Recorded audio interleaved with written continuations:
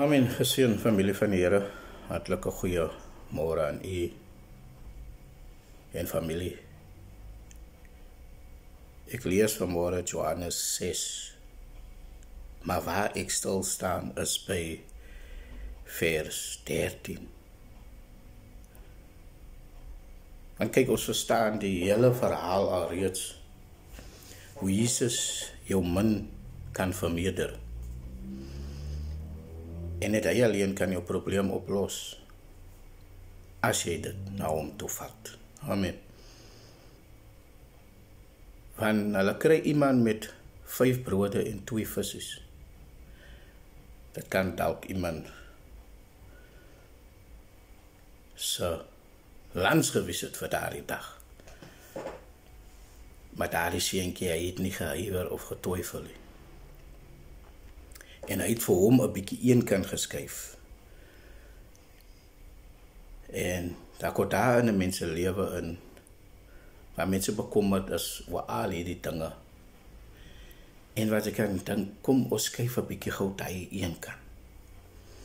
En ons vul gou op hierdie huidige oomblik net 'n need. Amen. En vers 13 sê hulle maak toe by mekaar en het 12 mandjies gevul met brokstukke van die 5 garsbrode wat oorgeskiet het by die wat geëet het. 12 mandjies. En ek wil vir iemand vanmôre bemoedig, God gaan jou verwagtinge oortref, man. Dit is wat vir my kom, wat sê, hy gaan jou verwagtinge vir jou oortref. Hy voldoen nie net aan ons behoeftes nie.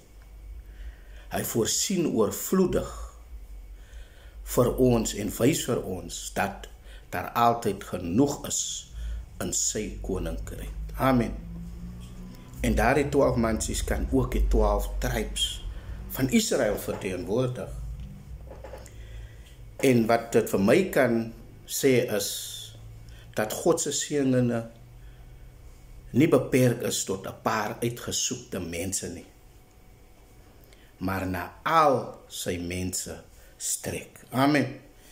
En net soos die 12 mandjies van die oorskiet, mag ons lewens oorloop van die seëninge van God. Amen. Be blessed. Ek wil vir jou sê, wees geseën.